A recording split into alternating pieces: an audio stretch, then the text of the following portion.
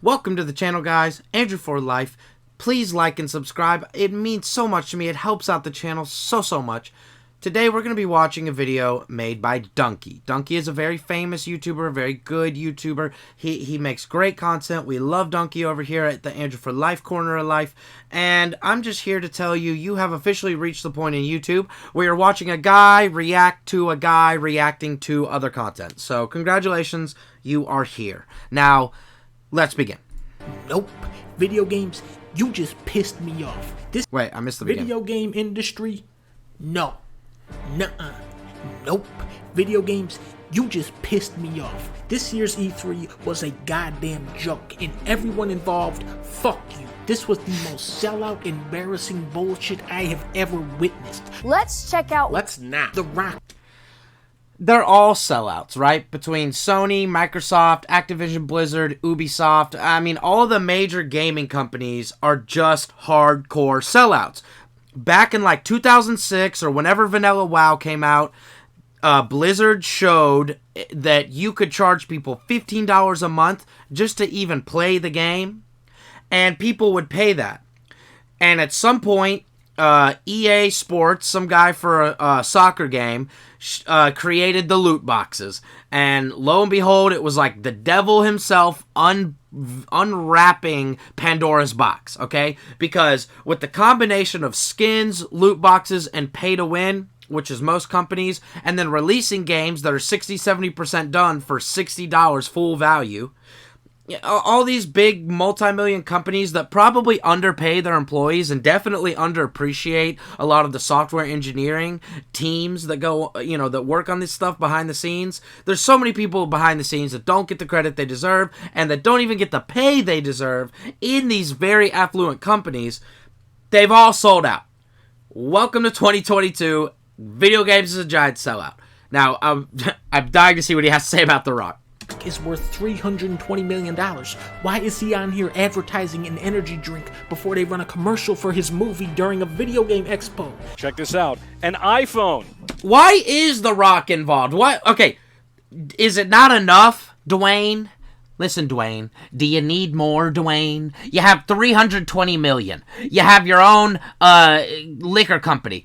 You have so many movies, back-to-back movies. You've done countless movies, most of them bad. Probably the best one I've seen from you in the last decade was Jumanji, and it's only because Kevin Hart and you had some, like, actual okay energy together in that movie. I don't even really like y'all that much. So, come on, Dwayne. Freaking greedy. They're all sellouts. They're all sellouts.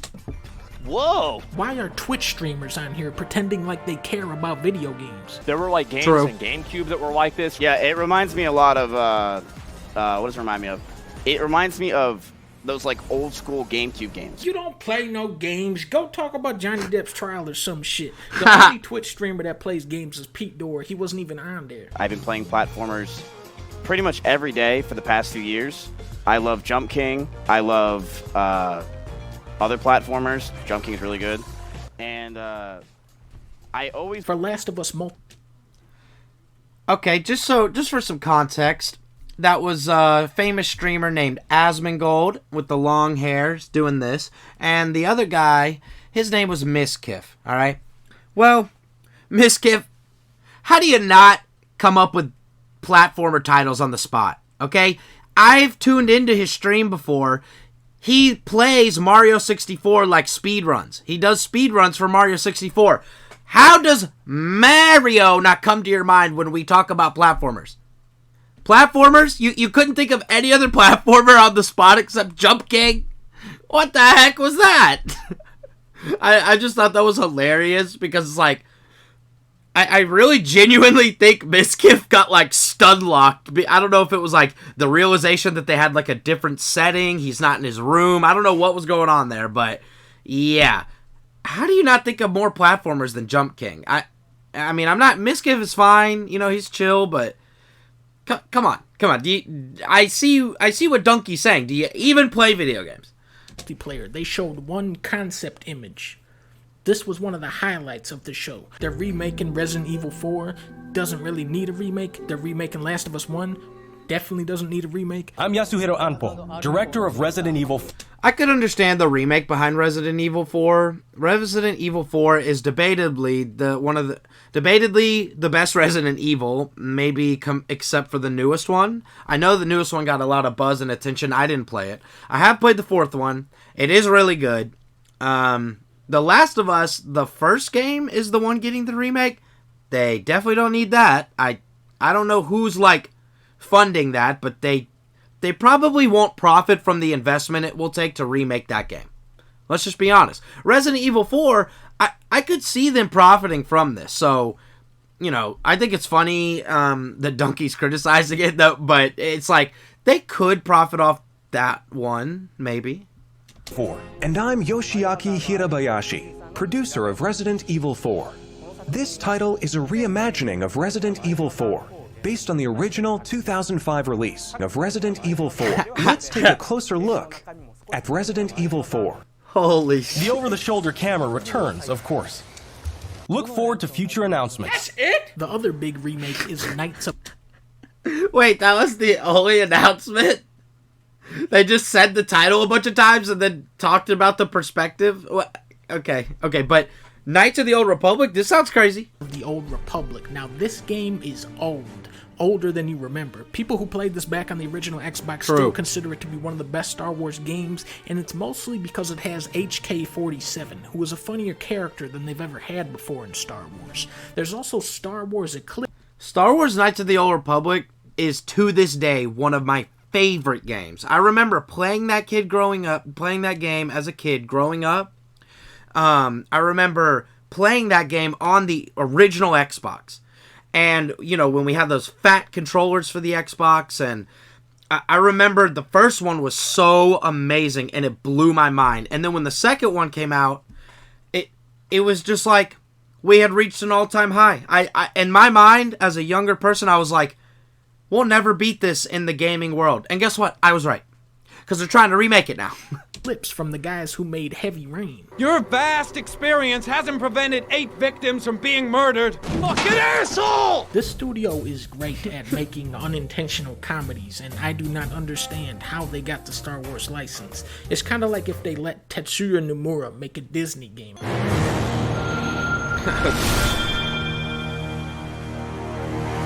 Oh no. Oh no. Oh no. Oh no. Oh no. Oh no.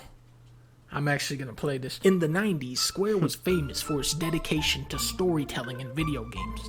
Today, Square Enix is famous for its dedication to the worst storytelling in video games. Chaos Man was so dumb it was funny. Octopath was soulless. Final Fantasy 15, you had to watch a movie to get the story. Dragon Quest. Well, I like Dragon Quest. Final Fantasy VII Remake took a story that actually worked and butchered it. Square Enix is so creative, they named their studio Creative Business Unit 3, and yet even by the abysmally low standards of Square Enix, Kingdom Hearts 3 stands alone as one of the most incompetently written video games ever created.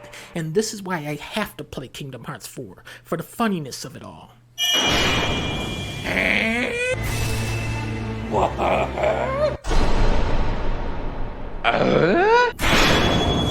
I am not the biggest Square Enix gamer, follower, fan. I loved Kingdom Hearts 1, okay? I had tried an attempt at the newest Kingdom Hearts, so I guess Kingdom Hearts 3, if I'm not mistaken, and I put it on the hardest difficulty. I made it to the Tangled world, and I might have even beaten that boss, the tree guy who twirls and he spins, and he was so impossible. And I was playing on the hardest mode, so every single thing he did, he was just one-shotting me. And I was healing, and Goofy and Donald are just useless at that point, at that level of difficulty. I think I may have gone to the next part in that game where you're in the frozen world, and then I couldn't even get past random NPC mobs. But I don't know a ton about the Kingdom Hearts 3 thing, but I do know a bunch of people felt like they were let down with the storyline, with the gameplay.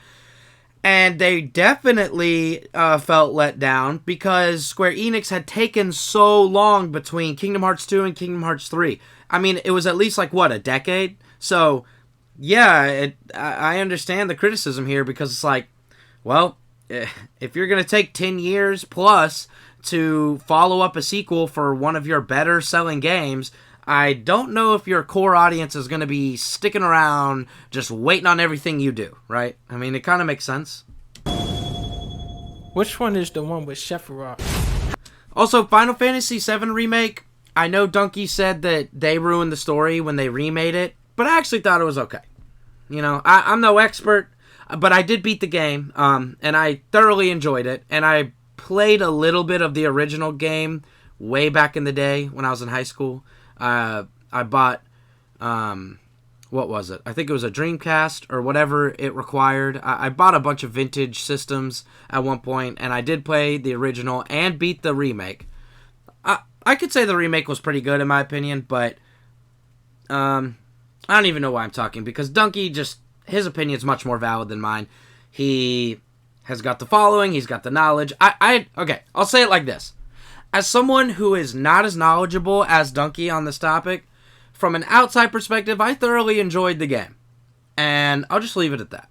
Hi, everyone. In 2019, Modern Warfare changed everything. Who is this? Name one thing Modern Warfare changed. You know, and Gaz, first...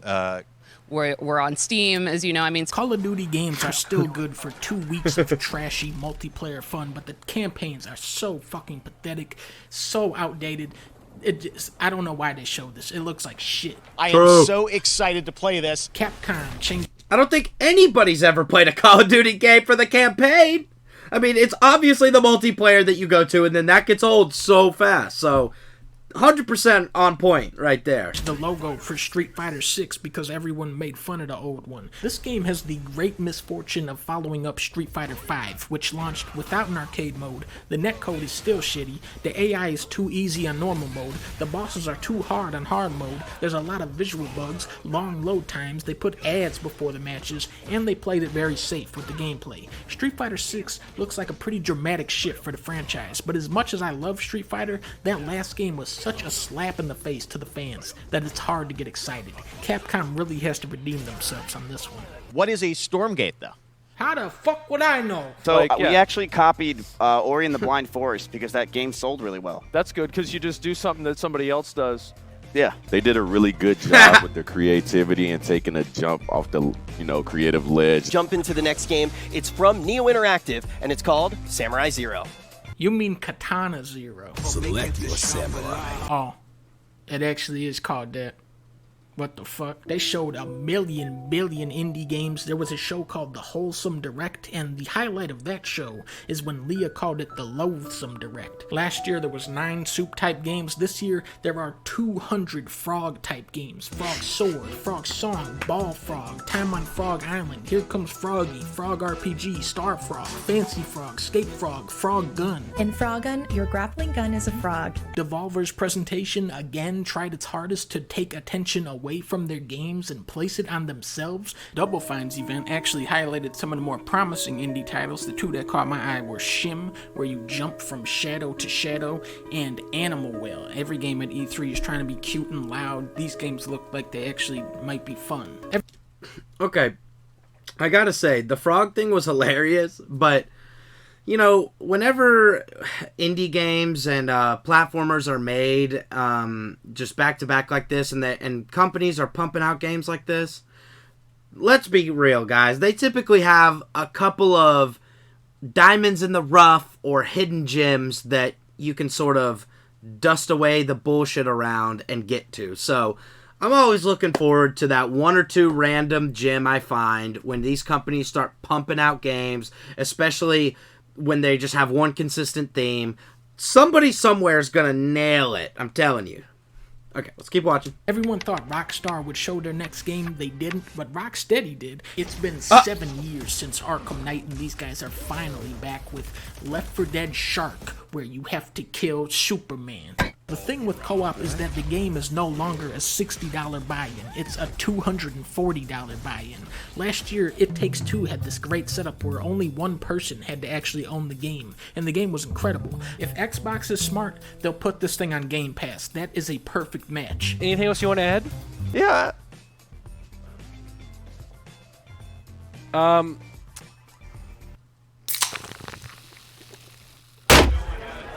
How are we getting hit with ads? Where's my ad blocker? Okay. Alan Wake 2?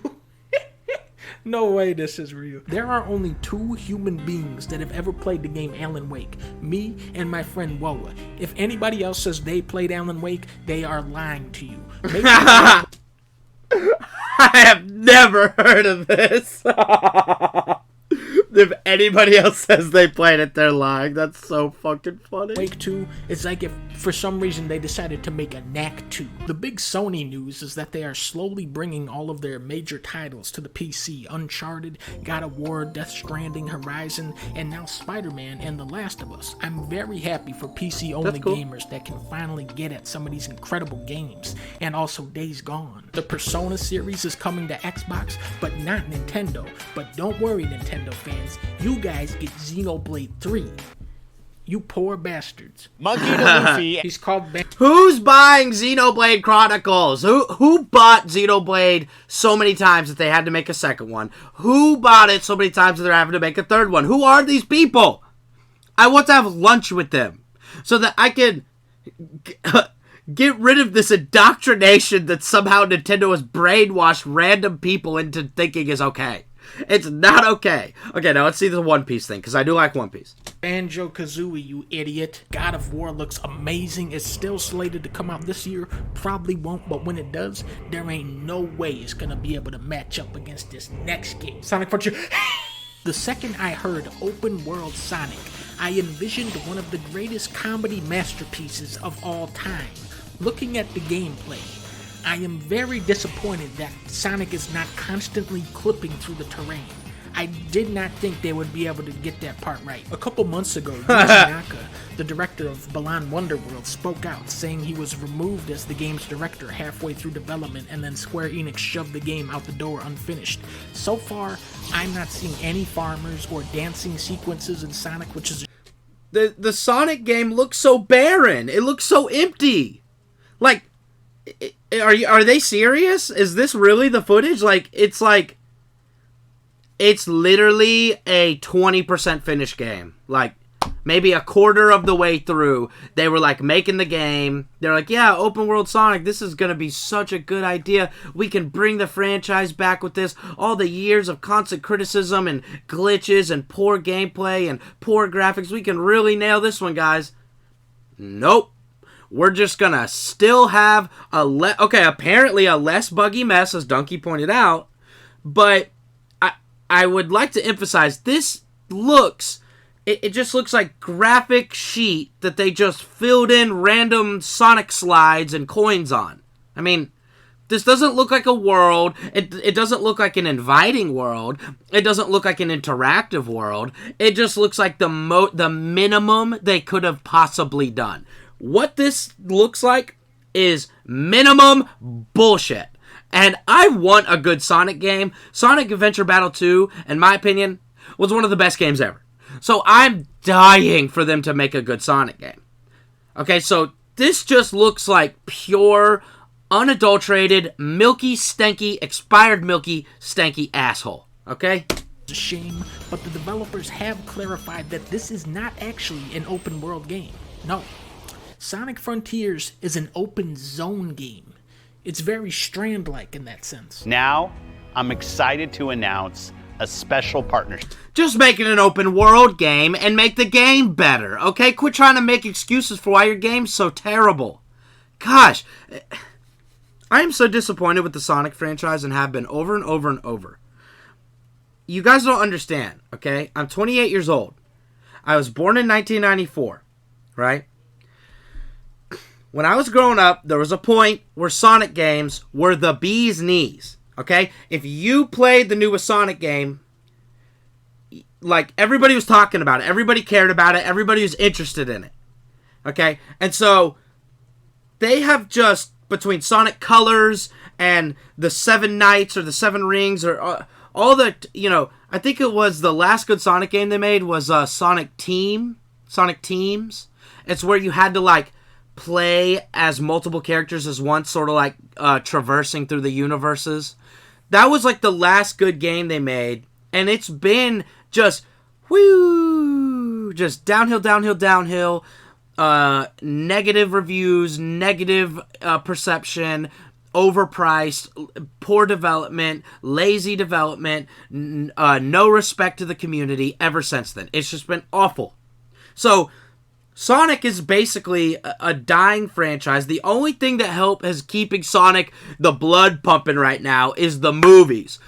The movies, had they not got all that attention, and keep in mind, they got all that attention from messing up.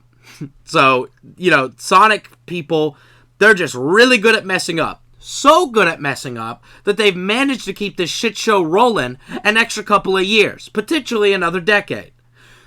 Had they not fucked up so bad with Sonic and the CGI or the animation and made him look like a creepy little blue devil, had they not done that and had all those people on the internet, YouTubers, Twitch streamers, all those people that covered it, had they not talked about it, it would be bleeding, okay? The only thing, like, they made a second movie, and I heard the movies were, like, mildly entertaining in an ironic way, so, like, that's cool, but, like, can we seriously get a good game? I know you guys have the money. I know you guys have the talent. I know you guys have the ability. Can you guys make a good Sonic game? Please. As a Sonic fan, I just want to not die without getting at least one more good Sonic game in. I will start a advertisement or a campaign on, like, a protesting site or something if people want this. Please let me know in the comments below if you also feel like the Sonic franchise has failed you, generally speaking, and you would love to see a good game come in and re-energize and revitalize the entire franchise. Please let me know below if you think that, because I'm passionate about this, obviously. I love Sonic. Between Xbox Game Studios and one of the greatest creative minds and innovators in our industry. これから Xbox ゲーム Thank you, Kojima-san. We're thrilled to have Kojima Productions. Meanwhile, at Jeff Keighley's house, they held the Dead Space event, where every game shown was the game Dead Space. Here's a new Dead Space. That's the Callisto Protocol, my bad. Now, this is the actual Dead Space, right? Yeah, see? But then this came on, and I was like, is this really another Dead Space? That's something brand new. We want this to feel like Dead Space. And my favorite, the most anticipated open world RPG of the last 20 years. Zelda. Oh, Starfield was the big reveal of this year's E3. Turns out it's actually No Man's Sky, but with shooting. But the shooting is really sluggish and wonky looking. But there's 1,000 planets. The concept behind this game is exciting. It's something that really taps into your imagination. Flying out into space. It is exciting. Exploring the universe, learning about different societies. If you guys haven't seen, I already did a reaction to Starfield, just Starfield, and watched the entire E3 footage they showed, and yeah, it looked. I am actually personally super excited for it. I know tons of people are critical on it, but I think it will be ultimately a W, and I think it will be really fun to play, and I think the concept is fantastic, like Dunkey stated. So, not trying to reiterate too much of Dunkey here, but, the guy knows what he's doing. He knows what he's saying, okay? And I'm just trying to, add a little bit more to it. That's all. So, yeah, definitely looking forward to Starfield. I even said in my video, it kind of had a Dead Space vibe feel to it, which I thought is so funny that he segued, the introduction to Starfield was how all these games were looking like Dead Space. So it definitely does have a Dead Space-y vibe. Dead Space-y vibe, right? Ecosystems. However, Bethesda was already struggling to keep up with modern standards 7 years ago when Fallout 4 came out, and now with games like Elden Ring, Breath of the Wild, Mario Odyssey, Red Dead 2, Sonic Frontiers, these huge games pushing the limits of scope and polish, I don't see how Bethesda could possibly meet this new, much higher standard with Microsoft spending the entire budget on Blizzard. I would love to be wrong, but the last super ambitious open world Western RPG was Cyberpunk 2077. Back to you, Jeff Keighley. Next, it's time for a new look at Honkai Star Rail, an upcoming open-world space... Okay, hold on. To be fair, Cyberpunk was so entertaining. It had a good story. It had a really good story. An interesting story. It was innovative, right? The fist fights, the way that you maneuver through the city, the way you could stumble upon things, right? It felt unique. It felt original. I loved Cyberpunk, but I definitely understand all the massive amounts of criticism it got, especially because it took so long to come out and create, it took them so long to create it and finalize the project for consumption at least. So, I get all the criticism, but it's like, that was a good game. Come on. RPG. Yeah, a lot of space today from... Yeah, you guys, so overall, we primarily agree with a lot of Dunkey's points. We disagreed with some. And I'm not too familiar with that Sonic Frontier game he mentioned at the end there, so I'm definitely going to go check that out. But overall, Dunkey's on point, like usual. And I just wanted to react to this because I thought it was really an entertaining video, and I thought I could add to it a little bit, which I think I did. And so, guys, just like and subscribe. It helps the channel out so much.